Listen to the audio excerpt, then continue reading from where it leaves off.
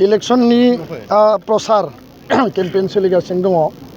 उदालगुरि विधानसभा समष्टियाव UPPL दोलोआ आंनो ticket होदों, नमिनेशन जालांबाय।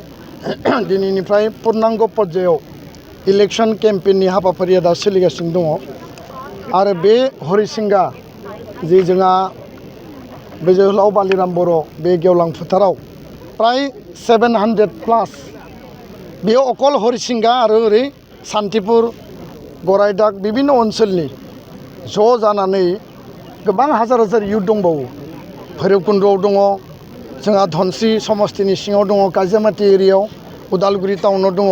बेयाव 700+ गुबुन गुबुन हारिसाफोरनि युथ ज' लोगो नांनानै जेन जेड स्टेन्ड्स फर दिपेन बर' होननानै मोनसे केम्पेइन बिथांमोना खालामदों आरो बिनि गुबै उद्देश्यआनो जाहैबाय आथिखालनि लाइमोनफ्रा, आथिखालनि युथआ गावनि जिउखौ गावनो दानो लुबैयो, गावनि डिसिसनखौ गावनो लानो लुबैयो आरो बिथांमोना साफ्रोमबो बिमा बिफाखौ खावलायदों जे एबाराव जोङो निउ भटार बा यां भटारा जोङो सासे युथ लिडारनि थाखाय जोङो स्टेन्ड खालामगोन आरो ट्रेक्टरनि सावगारियाव बिथाङा जि पार्टिनियानो जाया मानो ट्रेक्टरनि सावगारियाव UPPL पार्टियाव भट होनानै दिपेन बर'खौ देरहाहोगोन होननानै बिथांमोना थांखि लादों।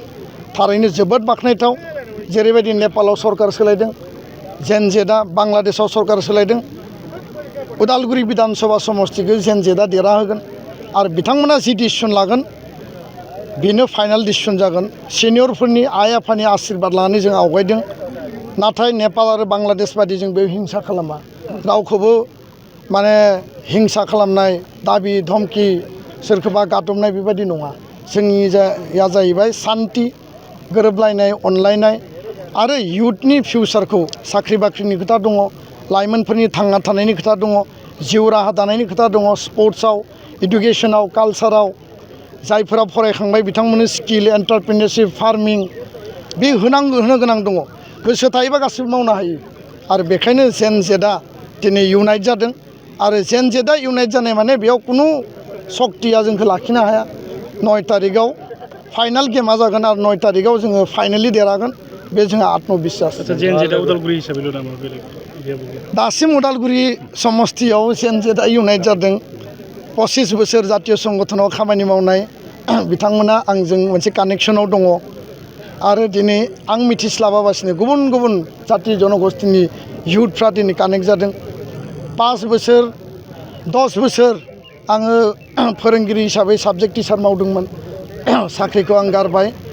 दा बेयाव गोबां स्टुडेन्ट दिनै फैदों, बर'आनो जा, राभायानो जा, बेंगलि जा, एसामिस जा, गुबुन गुबुन हारि माहारिनि सावताल आदिबासी बिथांमोना बुंदों जे স্যার মই আপোনাৰ ছাত্ৰ আছিলোঁ, মই আপোনাৰ ছাত্ৰী আছিলোঁ, ষ্টুডেণ্ট আছিল, এতিয়া আমি আপোনাৰ কাৰণে লাগিম। ভেৰি মাছ পজিটিভ।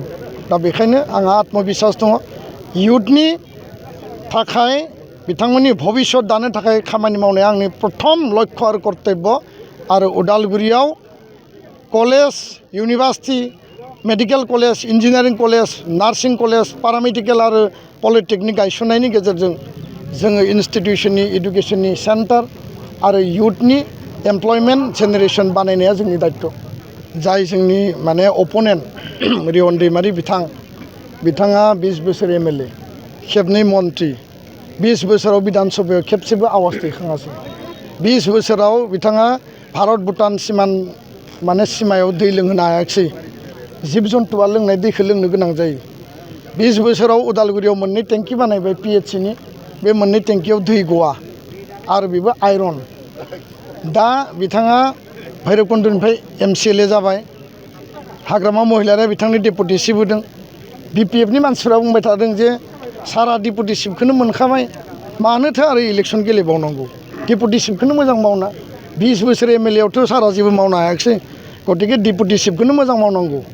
जों हले भट होआ, जोङो दिपेन बर'नोसो भट होगोन।